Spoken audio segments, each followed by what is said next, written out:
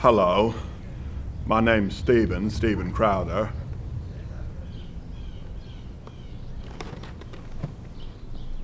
Donut.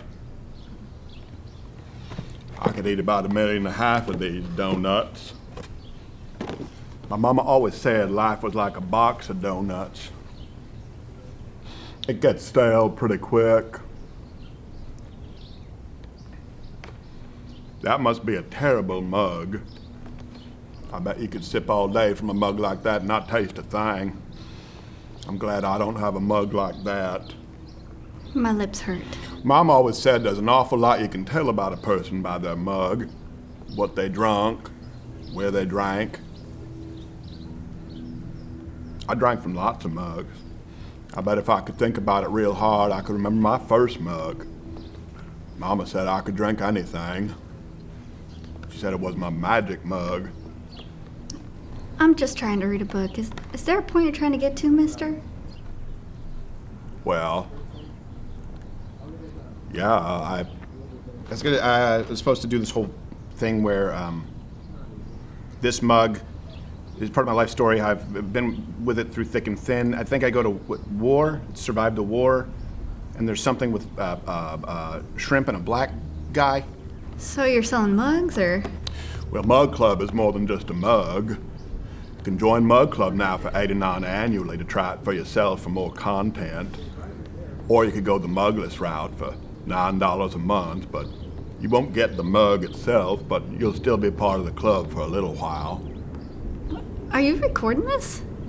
Where are the cameras? It was my magic mug. Join Mug Club today for $89 annually, or try it mugless for $9 a month. You can sign up at ladderwithcredit.com/mugclub for the entire catalog, including Nick DiPaolo, Brian Callen, the Hodge Twins, Mr. Guns and Gear, and of course, Alex Jones, along with 100% more of this show.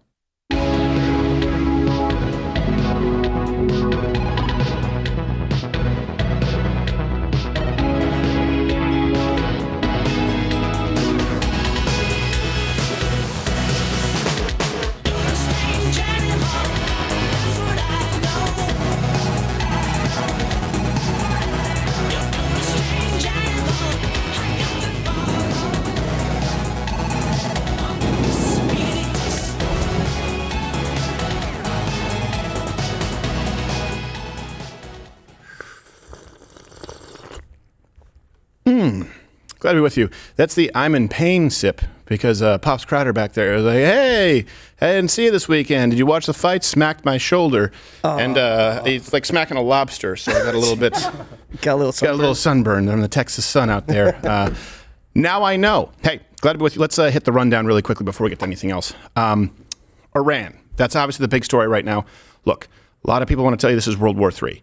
I'm not going to say that this is without serious consequences across the globe, absolutely. However, we need to delineate between the when, the where, the why, and clickbait. Everyone wants to get the clicks. It's a lot easier to get people to tune in if you say it's World War III, the entire world is ending, instead of actually presenting the facts.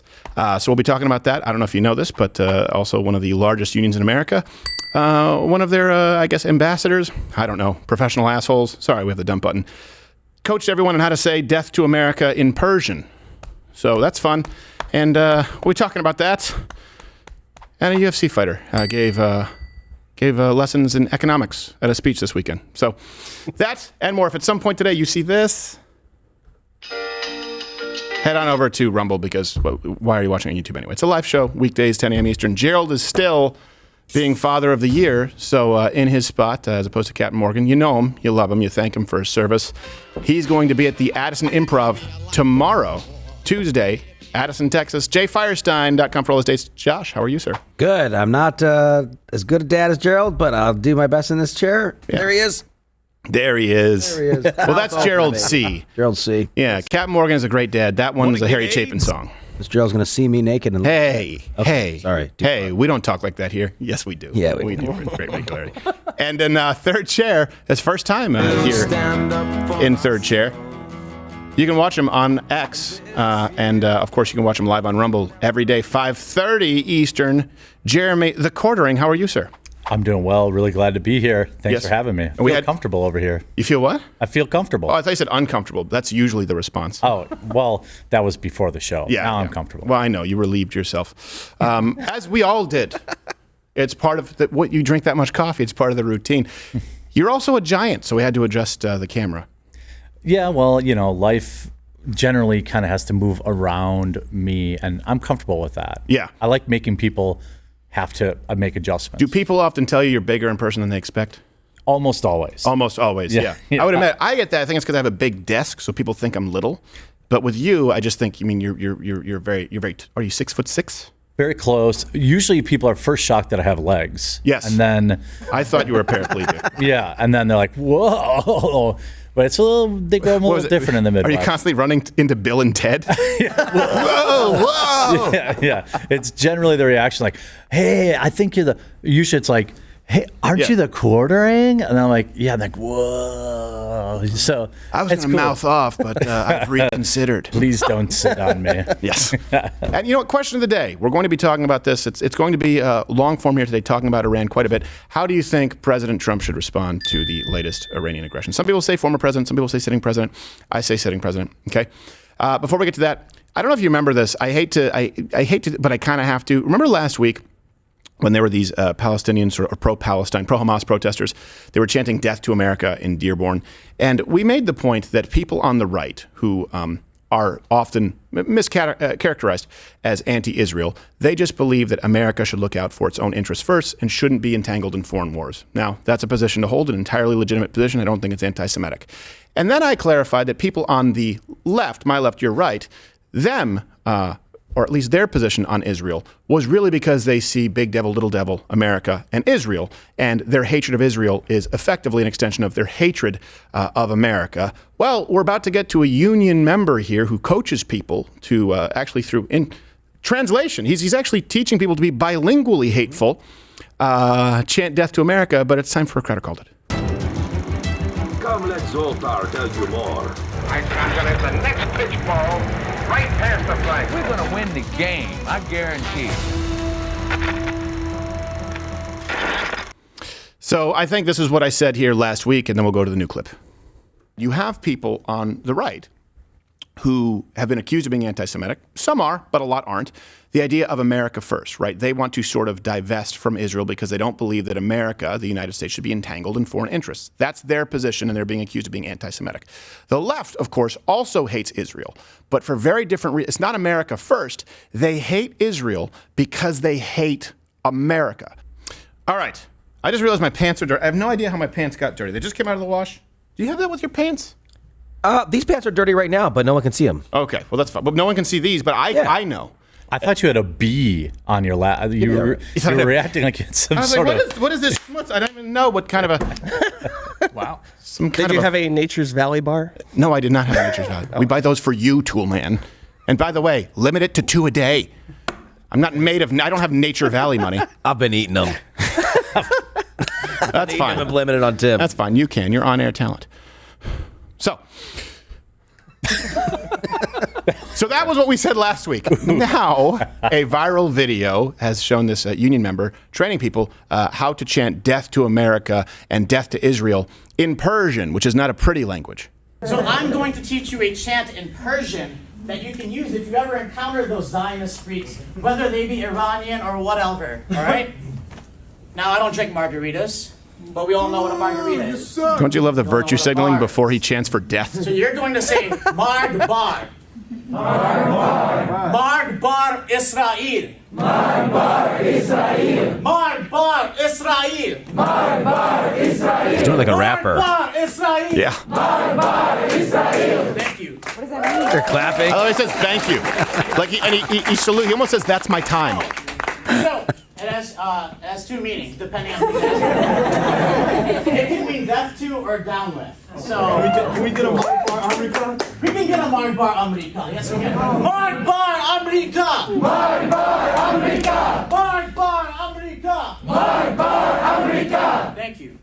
The good news is he doesn't drink margaritas. He probably should. He's saying America wrong. Yes, I know. America! Sounds drunk. Yeah, he does. Well, he sounds like a terrorist to me. I'm but- down with America, though.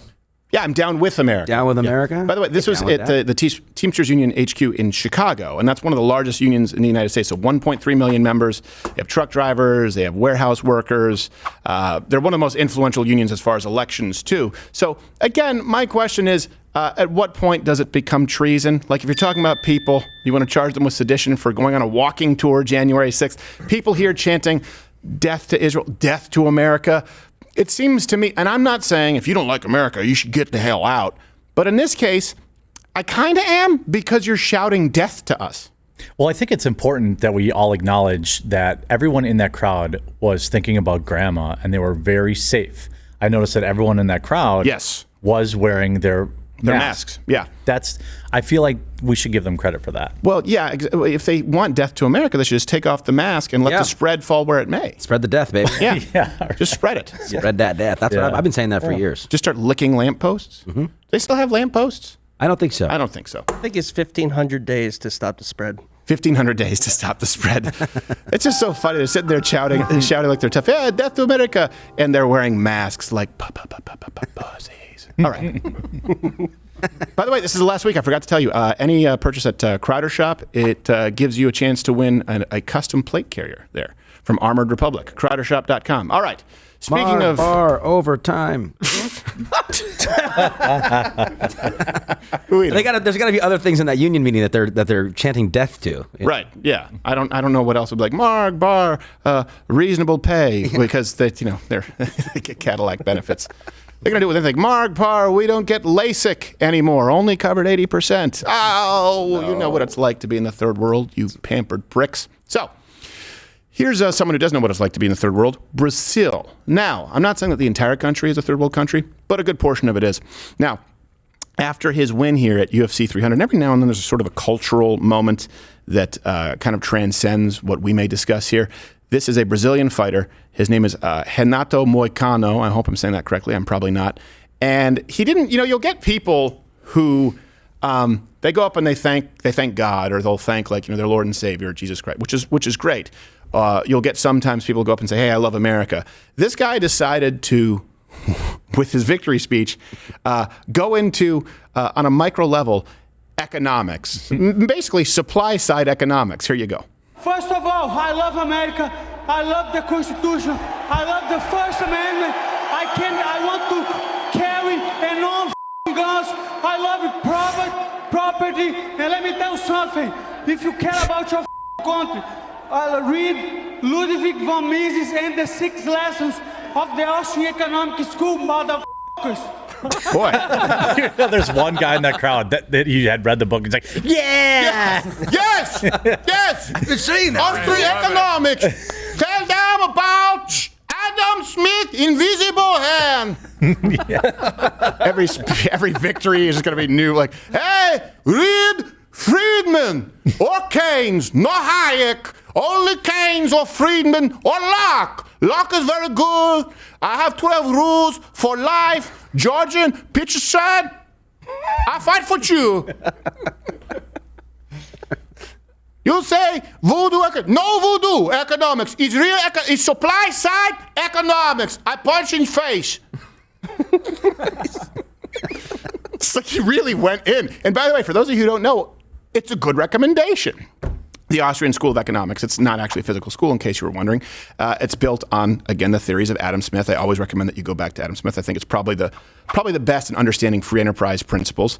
Ludwig von, did he say, I think he said it right. Yeah, I think he said it really. He said it right. The 6 lessons include, it really just talks about economics, free enterprise, how the government intervention creates red tape. It's economic policy, thoughts for today and tomorrow is what you can read there. It's popular with libertarians. Ron Paul is a counselor of the Mises Institute.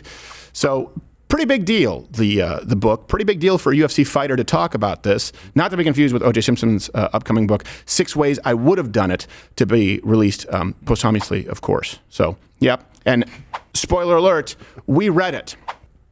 And it kind of zagged. No gloves. And the 6 lessons, by the way, by this Austria, it actually became a cultural phenomenon in Brazil, and that came from the public's frustration with the government's, sort of mismanagement of the economy. Of course, Lula's first-term policies. So it's something you're seeing a groundswell in Brazil. I would keep my eye on it. It's just interesting to see a fighter do this. He really packed a lot into that. He had about 10 seconds, and he used every bit of it. Yes. And I do think, and I hope it did inspire people to understand a little bit about how the government can't create jobs. It's extracting wealth from society. Very simple stuff, but I'm here for it. I'm here for more UFC fighters doing Econ 101 stuff. Yeah, it's going to be a lot of fun to see what happens. Also, he didn't miss the opportunity to try and pressure Joe Rogan to appear on his podcast. Love it. With granular detail. Here. Second of all, I just started a podcast. It's going to be the best podcast in the business. The name is Show Me the Money. My guest will be Joe Rogan. You cannot refuse. The people want to see you on my podcast. This Monday at 7 a.m. Eastern Time, 6 Central Time, Joe Rogan going to be on my podcast. We're going to discuss Bitcoin. And you send people from your podcast to my podcast, and I send to you. It's going to be win-win for both of us. It's my gift to you, Joe Rogan. While he's holding Joe Rogan's hand in the microphone.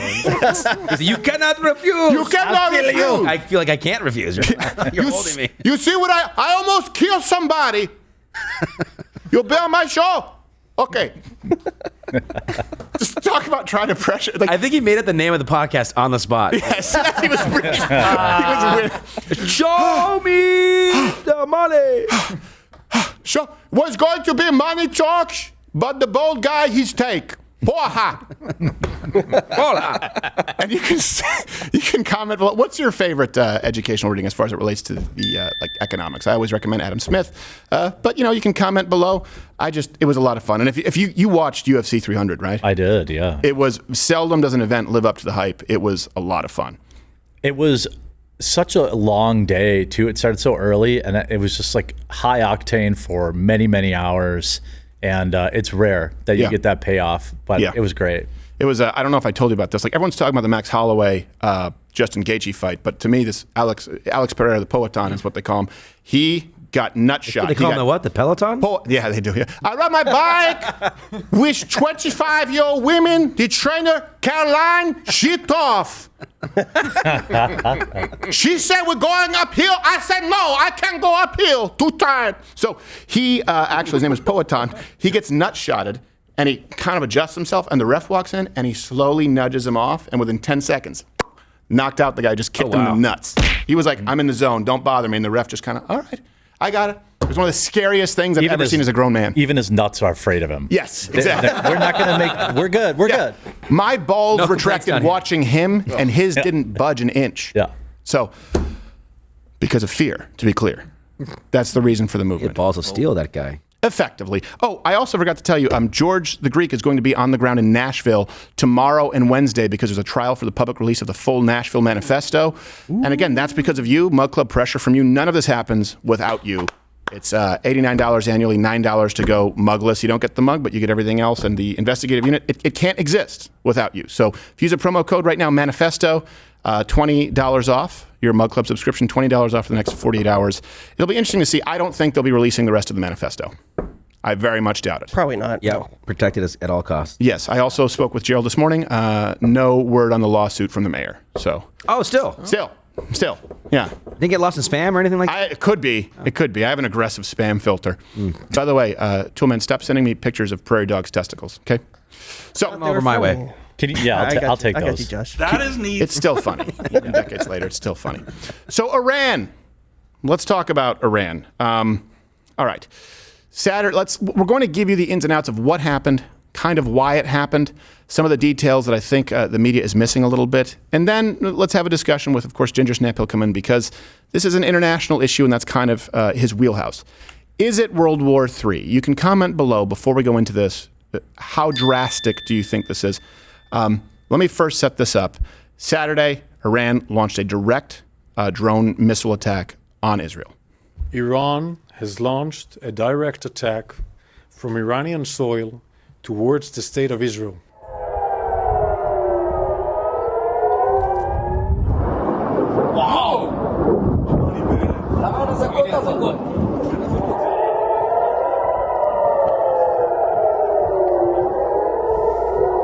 That's got to be demoralizing when you're firing rockets into a country just to see them evaporate. And it still looks beautiful. And they waited 8 hours for that. I know. You press the button.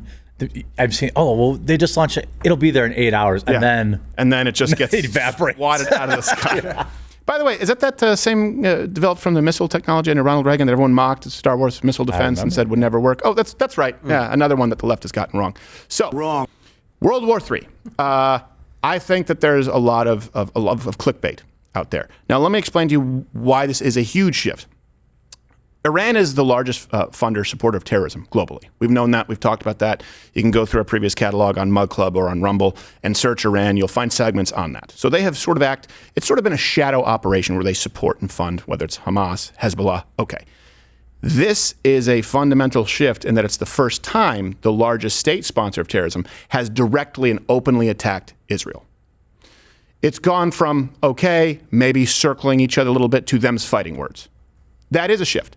But there are some questions here, and they're relevant. Why did Iran give such a long warning? Did the Biden administration know about this? Let it happen. What happens next? So let's go. And something also to keep in mind, I didn't have on my betting card President Trump creating the most stable international relationships that we've seen in our lifetime. Like, I thought he would be good for the economy. No new wars. We'll talk about what he did with Iran, the Iranian nuclear deal. He had it with Obama, then Donald Trump reversing, and Biden reversing. Think about this for a second. The two biggest peace agreements that we've seen in our life in 100 years with Israel and neighboring nations, no new wars. That's a big deal. There definitely is a lot of instability going on across the world right now. And it begs the question, why? What has changed? What has changed for Russia to feel so emboldened? What has changed for Iran to do this out in the open? Okay, let's go through the facts here. First, Saturday launched this massive attack on Israel. That's the first fact. 170 explosive drones. They're known as like the AK-47 of Iran, which I don't really care about, but that's a thing. 120 ballistic missiles, 30 cruise missiles, and according to Israeli officials, 99% of them were intercepted. Here is what, just because it's cool, one of those, or a couple of those interceptions look like.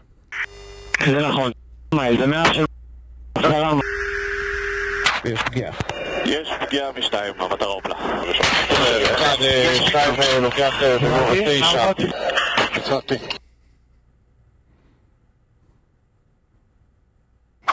Wait a second. Yeah.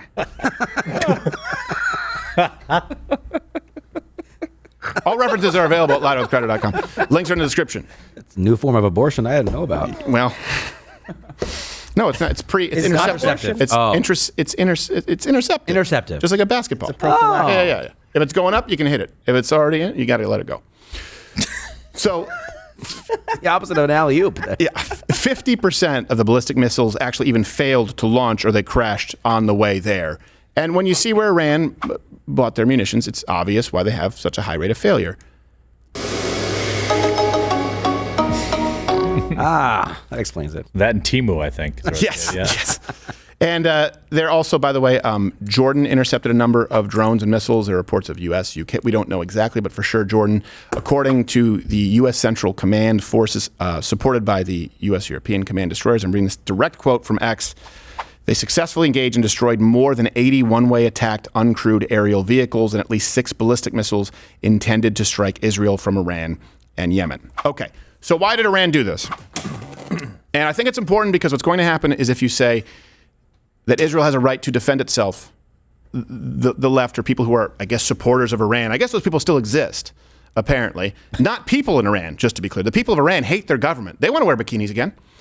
But I'd love them to do that too. It would be nice. Swing. Oh man, it was a good time. It was a good time for it, but it was a good time. Persian women, Jasmine was based on a real person. Oh yeah, she's a babe. Yep, real babe. Yep. Also, Ariel was based on a member of the IRA. Oh, so that's why she was so feisty. Yes, it was. Yes, it was. All right. So the Cranberries were singing about.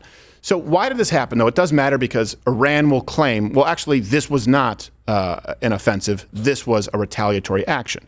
They would claim that it was in response to Israel destroying the Iranian consulate in Damascus, Syria. That's their claim. Iran is pledging revenge tonight, accusing Israel of attacking its embassy complex in Syria and reportedly killing at least 7 Iranian military officials.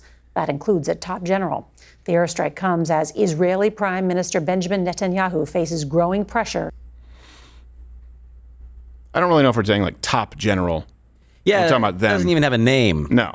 So how top is he? Yeah, I'm not that. I can't be. I think he's a bottom general, to be honest. Yeah, that's what I think. At best, he's a power bottom general. Yes, powerful man from Iran. Yes, powerful bottom. Yes. No one is better at, but when it comes to power bottom, I'm tops. Okay, that's fine. No gays in your country either, right? Okay. So you have officials from Iraq, Jordan, Turkey. They said that Iran informed them of the attack prior to it taking place, according to a Turkish official. Washington was also aware of the attacks. So this is what they wrote at the Jerusalem Post, I believe. They wrote, Washington had conveyed to Tehran via Ankara that any action it took had to be within certain limits. Now, of course, the former Vice President Biden administration denied this. I don't know that I believe them just because of history pretty much always. This happens a lot where there's like everybody has to save face, and then it's 2 weeks later. I'm more inclined to believe that this was like, all right, we'll give you 200, but not more. You can fire 200 missiles. Right. A bunch of them have to be crappy and fail. Yes. But then you can tell your people that you got them. Yeah, you got them. And that does seem to be what. Do we have the clip here? I know we had a clip of them of Biden saying that there would be no retaliatory action. I don't know if we still have that. If you guys can grab it for me. Did I miss it? I don't think that I did miss it, but it was a very clip of him saying "don't." No, that's a different one. Maybe Lane Ginger Snap, you can send it in, where they were talking about how the Biden administration said they will, issue to Israel. We will not be aiding in any retaliatory action. Like, what happened to moral, like, just strategic ambiguity? That's something like you don't come out and say, like, by the way, we're definitely not going to help. You're on your own. We're not going to. You just say, hey, by the way, we really think that there shouldn't be a retaliatory action unless it's warranted. Well, Iran immediately came out too, and they're like, okay, we're done. Yeah, exactly. We're done. Biden, she's like, yeah, that's good. You guys are done. So Israel, just, leave them alone unless they act up again. Like a mob threat? Yeah. We don't want to take part in this. Sure would be a shame if something happened to that. Exactly. I mean, unless the right opportunity came along. Who's to say? I don't have a crystal ball. Don't say we're not going to do anything. So this brings us to kind of where we are and why you see the instability in Iran. Let's do a new installment of Then and Now.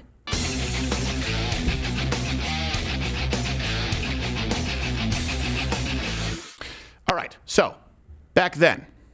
Okay, let's compare Donald Trump, Biden. We'll throw in Barack Obama into this mix.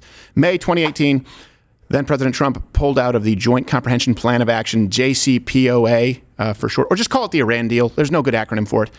And he reimposed some very heavy sanctions on Iran. The Iranian economy suffered $1 trillion in damages. So you may not like former President Trump, if you say that. Sorry, some people say former president, some people say sitting president. I say sitting president, okay? But let's compare that to now. Biden removed the Trump-era sanctions on Iran. You have in October 2023, they unfroze $6 billion in Iranian oil revenue. I don't know why you unfreeze any money to the largest funder of terrorism globally. Maybe you can comment below as to why that is the case. I know some people say, well, we can't be the world police. Sure. But if you are funding terrorism on a global scale more than anybody else, I think that warrants us saying, yeah, we're not going to give you your $6 billion back on account that you keep funding terrorism. That's a lot of faulty missiles they can buy. Yes, exactly. It's a lot of shitty short-range firecrackers. I thought you were about to say something, Josh. Yeah, I lost it. Okay, that's fine.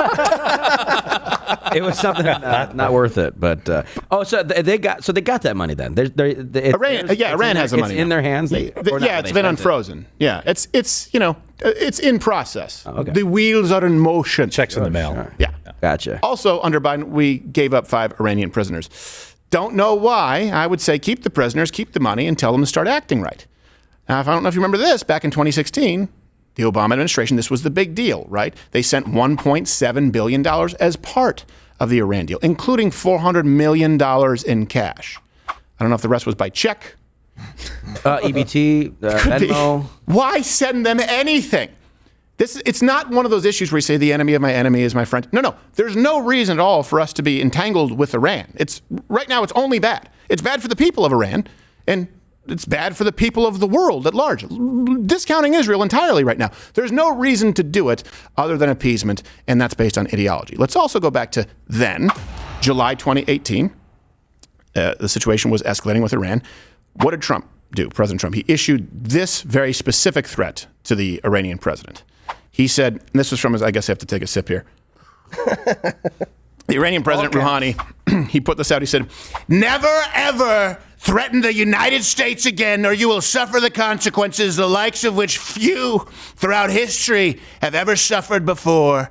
We are no longer a country that will stand for your demented words of violence and death. Be cautious." Cuidado. Be cautious. That's how he ends it with that. Be cautious. Like it's a wet floor sign or something. Like it's a PSA. Yeah. He's basically saying we're going to kill all of you. Be careful. Watch your step. December 2019 to January 2020.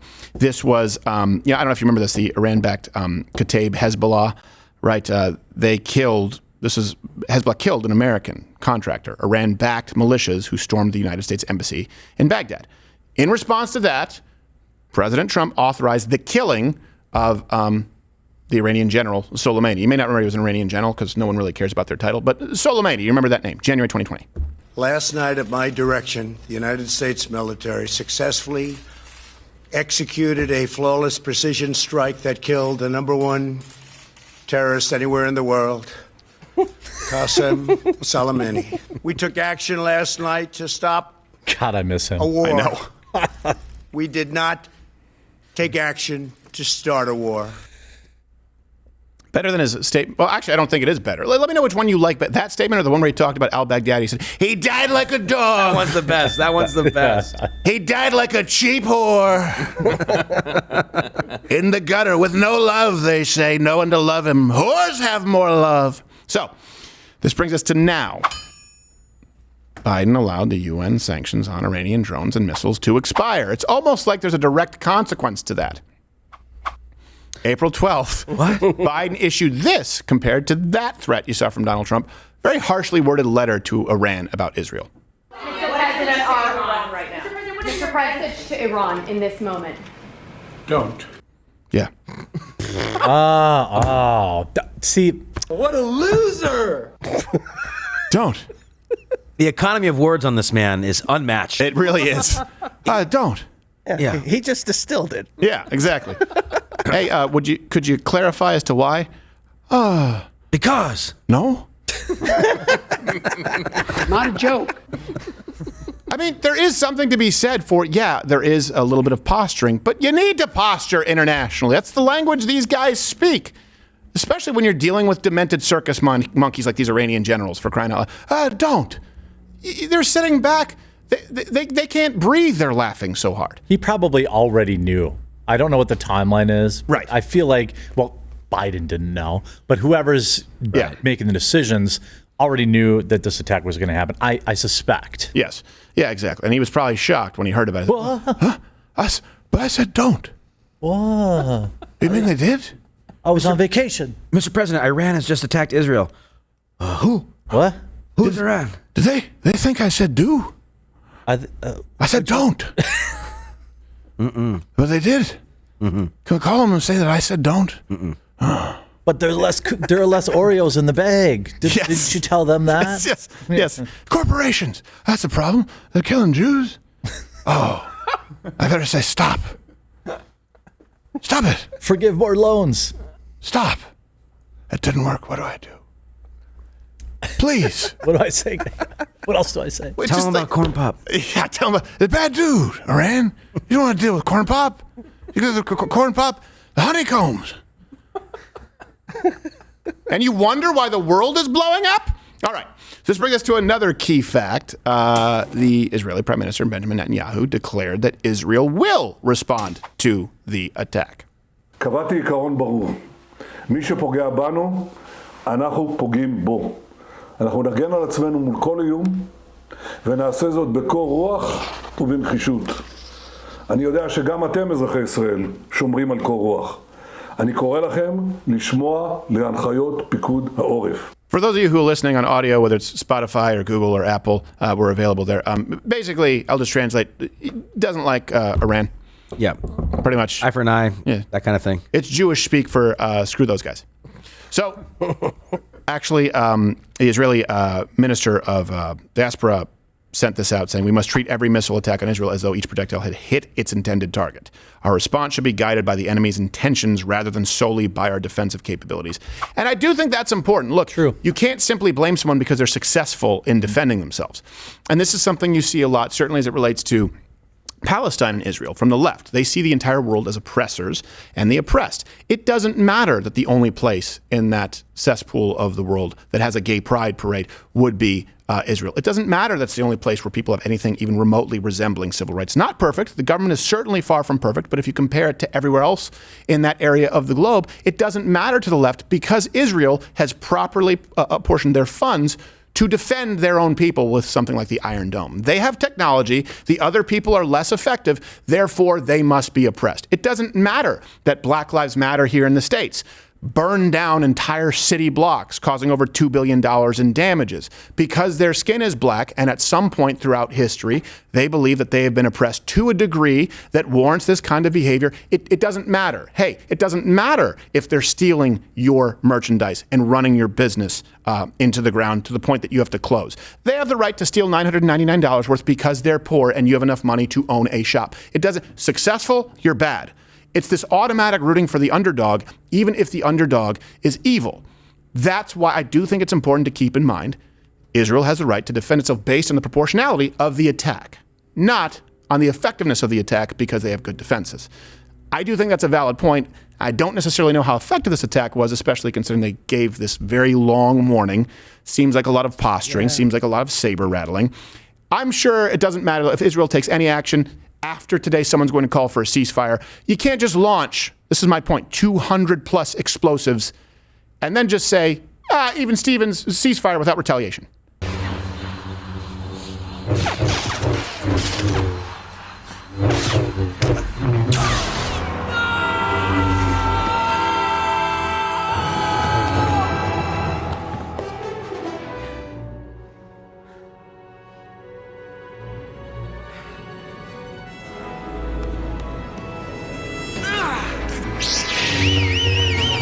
Hey, ceasefire, guys, ceasefire. Hey, the force runs through us all. Ceasefire. Would have made the movie better, if you can believe it. Yeah. That wasn't the actual movie. I thought that was in the movie. I know, we all fell asleep. Yeah. By the way, that guy was cut in half right after that. Yes, he was. Was it by his own retarded two-sided lightsaber? Everyone thought, wow, that's cool. Have you ever seen someone who actually works with the bow staff? They have to use their body as a brace for half the strikes. He would just immediately 360 that like a helicopter blade dead. You're a hater, dude. It was cool. I am a hater. It was cool. It was so cool. Yeah, okay. I guess it's like one of those things the like dark, like see one, like whoa, one lightsaber, two, whoa, shit. This movie's about to be fucking crazy, dude. Is it like Creed, where it's so bad that now it's cool again? No, not. Is that what it is? Creed's still not cool. Is Creed still not cool? I don't know, but it was like when Linkin Park dropped that album with Jay-Z. Yeah, that's You're right. like, what? Yeah. A black guy on this song? That's awesome. Yeah, it was like the 9/11 of albums. Black? Yeah. Why? Because it was fire? It melted steel beams? Apparently they're becoming cool again. Kids see those as the originals. You know what? I wasn't planning on discussing. Comment below if you actually think that the prequels are good in Star Wars. Pretty racist in those prequels, like the. I don't want to find racism wherever it doesn't exist. But you're like this used pod race scam artist. He's clearly meant to be a Jew. He's very Jewish. It looks like Netanyahu, to be honest with you. Yes. We could pull it up. That would be great. But they had like all these stereotypical, like the Trade Federation people. They were fish and they had Japanese accents. Yeah, Japanese accents. Like they were walking sushi. It was up, dude. It was bizarre. This is not how we defend the Republic. That's exactly how they sound. You say you don't like Star Wars, but you nailed it. I don't like Star Wars, but I also have intense dislike for the Japanese people. Aha. All right, guys, I'll watch it. All right. Racism, stereotypes. Yeah.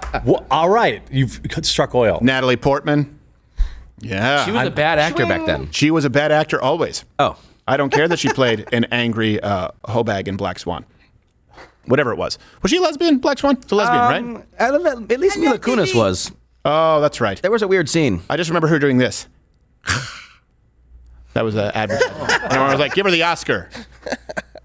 What? And she's getting movie roles and I'm not? Yep, she is. Horse manure. Well, you know why the old Natalie Portman's getting the movie roles. Because she changed her name. It used to be something super heave. Yes. It was either be a doctor or this. So this brings us to the United States involvement. Oh, this is you know what, right here. I see it now in the rundown, the clip. Former Vice President Biden told Netanyahu that the U.S. will not support, in no uncertain terms, any type of a response.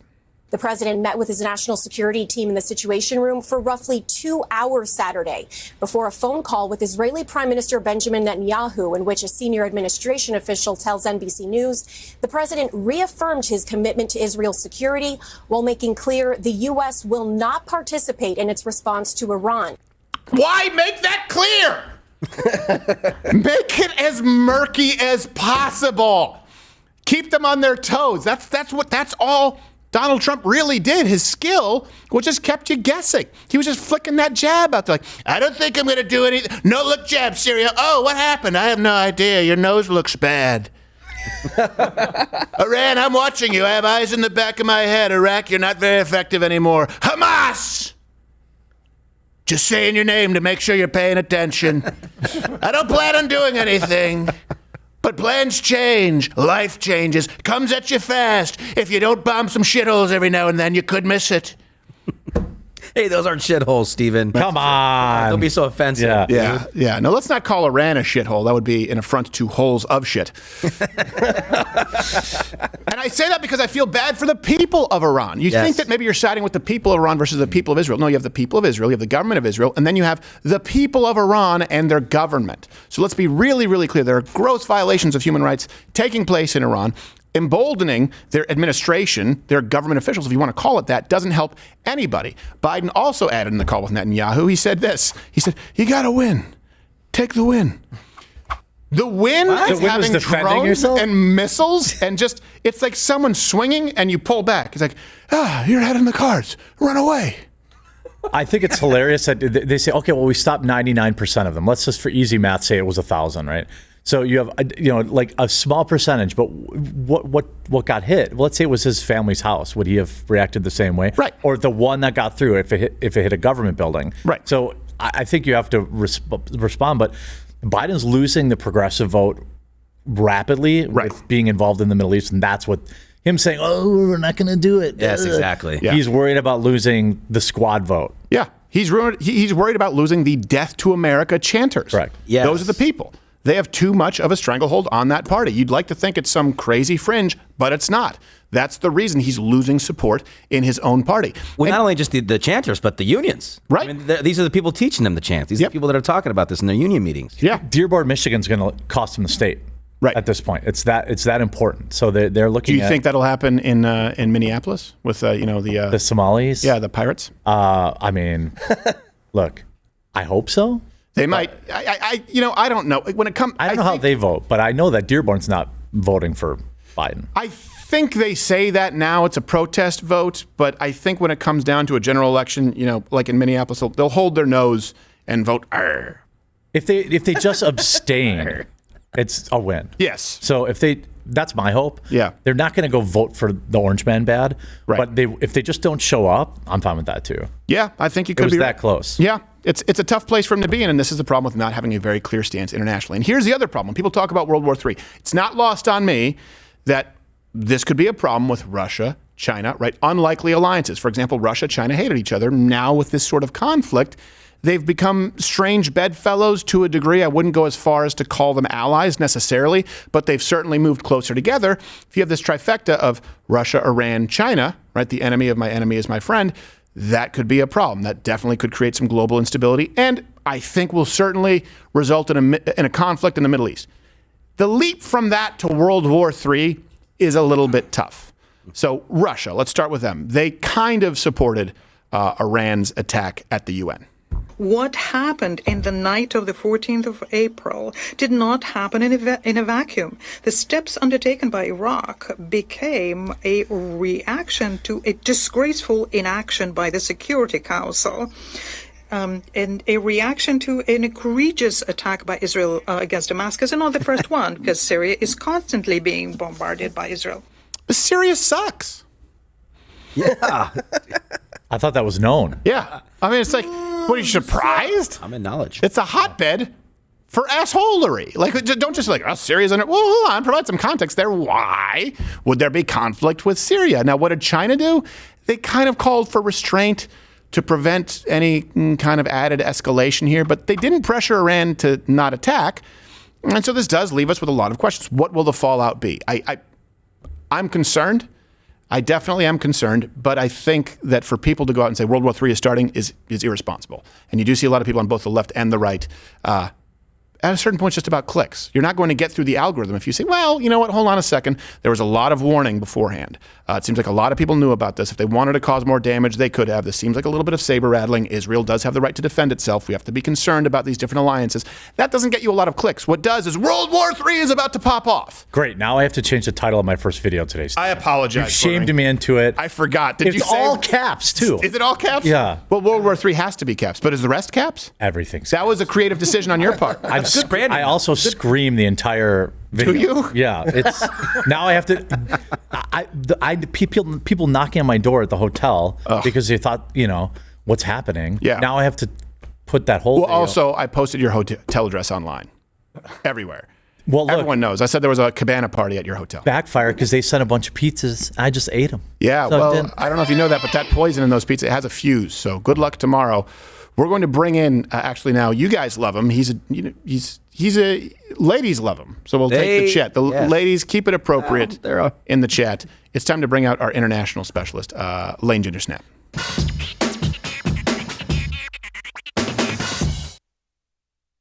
All right, Ginger Snap, grab the mic. There you go. How you doing, sir? Good to be here. Circumstances considered. Yeah. What does that mean, sir? Well, I'd rather there not be a missile barrage aimed at Israel, but Yeah. You win some, you lose some. In this case, it doesn't seem like anybody's winning anything. No. Iran's definitely losing, I think. I think they will be losing. I think they will be losing. At this point, I'd say it's kind of a wash. It's kind of a scratch. Hold on, I'm going to move. That's embarrassing, though, to launch that many punches and miss. Yeah, it is. Well, let me ask you this, Lane. Why do you think Iran gave this kind of advanced warning before this? Well, I think it's what you and I were talking about before, is that they feel the need after Israel bombed the consulate in Damascus and killed all the IRGC members. They have to do something to look tough for their proxies, for Hezbollah, to, the revolutionary kind of Islamic world that they're supporting. If they do nothing, well, they all of a sudden lose a lot of credibility. But at the same time, I think they wanted to couch it and make sure that nobody actually got killed to elicit sort of that fire and fury response, so to say. Well, yeah, because they also sent slow-moving drones. Yeah. Like, these are not their only options. No, if you're going from Tehran to Jerusalem, it's like 6 hours. It's hours worth of prep time. And they're, very low-tech sort of devices that they were using too. I mean, they sent a couple ballistics and cruise missiles too, but they had a lot more to offer if they wanted to use that tactic. Well, so let me ask you, because you said that you thought that maybe you and I disagree on this a little bit, but what is your position on this? We know what the social media position is. Yeah. World War III, absolutely, here we go. No, and after hearing you go through it a little bit more in that last segment, I don't think we're really that far apart. I am concerned. I think there's all these nodes that could start connecting, especially like you said, with the growing relationship between Iran and Russia, and then China basically propping up both economies by buying oil from them and weapons transfers between them all. There is this connecting starting to happen, and so it could happen. But I think oftentimes people confuse a big war for a world war. We had Vietnam, we had Korea, we had Desert Storm. Those are huge wars. That doesn't necessarily constitute a world war, but World War III, Jeremy said, it's good for titling. Thanks for saying my name. I was getting lost in your eyes, and it brought me back to. I know. Well, I appreciate that. Well, it's because he's so white, all you see are his eyes when he's under the spotlight. Yeah. Well, it was like two glowing orbs. I heard World War III, then I heard my name. Yeah, I know. It shocked you back in. You're like, I got to create another title. Yeah. Oh yeah, I got to change. Thanks for reminding me. So, do you think it would necessitate Russia, China, Iran joining for it to even be considered a global conflict as opposed to more of a regional one? I think either Russia or China would have to do something more extreme in their peripheries to constitute something like a world war. And I think if there's an invasion of Taiwan or Russia were to move past Ukraine into the NATO states or especially into Western Europe, then we would start seeing major movement and connection that I think would, necessitate us using that phrase. A lot of pieces would have to fall into place. And I'll be honest, I don't think that Russia really wants to do that right now. I think they have a problem with you. I don't think they want to move. For example, people were fear-mongering that they want to go into Poland. That just seems very unlikely to me. Yeah. With Russia. As far as China, they're assholes. That guy said so. Yes, he said so. So it could go either way. Well, let me ask you guys this, and I'd love to see people in the comments. What do you think as far as Israel, where they are as far as their response? Should they respond? Do they have a right to respond? What level of force is appropriate? What do you think? I think the Iranians really miscalculated on this. And I think the Israelis have found themselves in a very existential position since October 7th, and everything has changed since then. And I think they realized they could no longer kind of piecemeal together this defense. But Iran launching this attack, I think it is going to give Israel just enough cover that it needed to go in. And if I were them, I would go in and knock out every single piece of installation or brain trust, whatever, linked to Iran's nuclear program. Their nuclear capabilities. Because everyone's making this comment. They're like, what is Israel? Well, I guess what the Iranians said, we achieved what we wanted. It's done and over. And Biden's like, a win is a win, whatever. Yeah. Okay. What does that even mean? In the short term, I think objectively, if Israel does nothing, it probably is a more stable region. Right. But I also think long term, all that does is give Iran more time to pump up its nuclear capabilities for Hezbollah and Hamas to regroup. And I think you're just kind of kicking the carton down the road. Yeah. Because eventually these groups do not want Israel to exist. Right. So it is within Israel's interest to get rid of that capability because Iran already can enrich enough uranium to have weapons-grade uranium for a nuclear weapon within a week. Right. Thanks to, Biden's awesome policies. Well, Barack Obama's the one who started it, yeah. Obama, messed up on a lot. He did. He messed up on a lot. We have 8, 4, and 3 now, and you see a continuation of Obama's policies, and you see how Iran behaved very differently. Not only Iran, but think about this. Under Donald Trump, everyone said he's unstable. That was the big thing. With Donald Trump, you're going to get World War III. Yeah. Russia didn't make any movement when Donald Trump was president. They did under Barack Obama's administration. They did under Biden. Think about Iran didn't start acting up. Even North Korea kind of slowed down. They're always firing off some Roman candles or shit. But aside from that, they really sort of they tried to Eddie Haskell it a little bit and play nice, or at least appear to be playing nice. We really did have more stability internationally. China was quiet. China, yeah. Why? Because basically said, well, we're gonna go after your economy with China. And then in 3 years, I don't think we've seen this number, I could be wrong, of new conflicts since the immediate sort of post 9/11 era. Yeah, even the people that are not fear mongers in this situation will say this is the most unstable time on the globe since World War II. Yeah. Just because there's so many major powers with major capabilities starting to feel ambitious because they don't feel any sort of a threat, especially from the United States. The problem is Israel's going to have an optics problem, right? I mean, if a single innocent person is harmed, people are going to use as an excuse to say, see, Israel it's not commensurate with what happened. No one was hurt. Well, it doesn't matter that no one was hurt. What was that? To be fair, that hasn't stopped them yet. Right. It hasn't stopped them yet, but I mean, really, if you want to say to be sort of commensurate with Hamas, they'd have to rape and decapitate old men and women and children, right? They would have to do that. It's different from a war. So here, it's like, well, the fact that they were able to defend themselves because they've invested in defending their people rather than constantly attacking other people, unlike Iran, unlike Hamas, unlike Hezbollah, can't be counted as a demerit against them, but they'll have an optics problem because I think a big reason is they're able to be so specific, right? They're able to be so detailed, so targeted with their defense. So people apply that and say, well, you should be able to do that if you're going after targets in Iran. That's not the same thing as protecting your own country.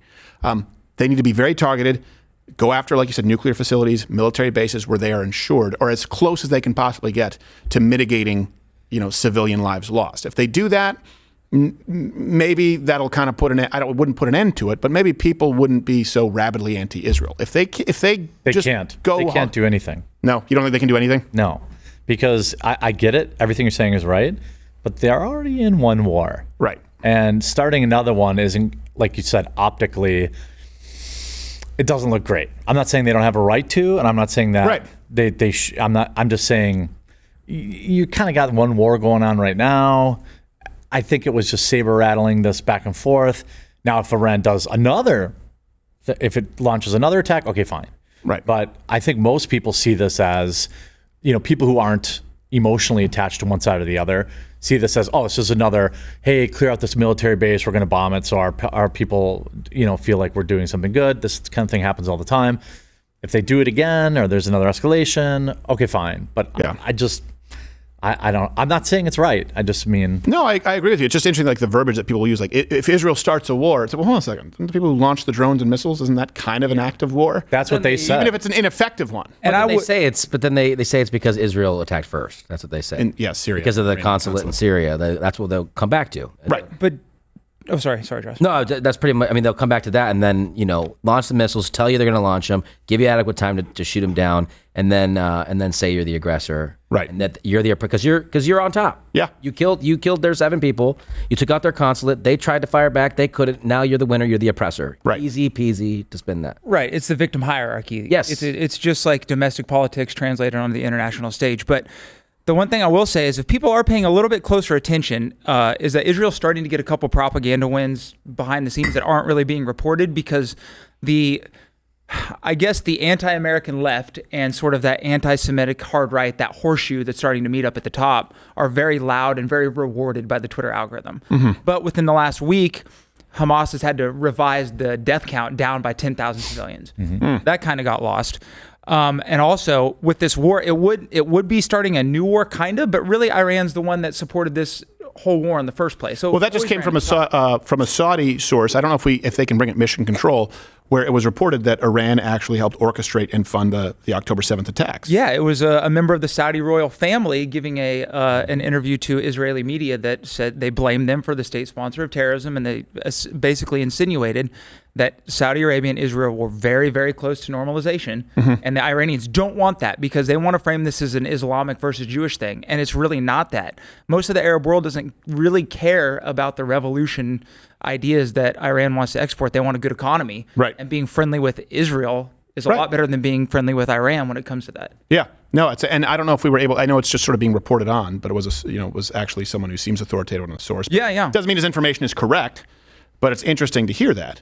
I mean, it makes sense. Yeah. Yes. It does make sense. And this is kind of, think about this. If you were to say, I don't know, 10, 15 years ago, Saudi Arabia and Israel, they're going to be saying, or both joining, I guess I don't want to say joining forces, but both sort of in an alliance against Iran. Yeah. That would have been something that a lot of people would have said you were crazy. I would have. Yeah. And I think what even supports that claim from the Saudi royal family is that it's now pretty well understood that the Saudis helped shoot down a lot of these projectiles coming from Iran towards Israeli airspace. Yeah. Why would a bunch of Muslims support these Zionist, pigs if it was really about a struggle between ideologies? Yeah. No, I think you're absolutely right. And then finally, we're going to discuss this a little bit more on Mug Club, specifically what it means for the United States election. Jeremy had a good point there, talking about how they have to appease the radical left. I don't even think they're the radical left. I just think they're a significant portion of the Democratic Party today. Mm-hmm. And you are, of course, 5:30 weekdays. 5:30 Eastern. Rumble. On Rumble. Tune in. Yep.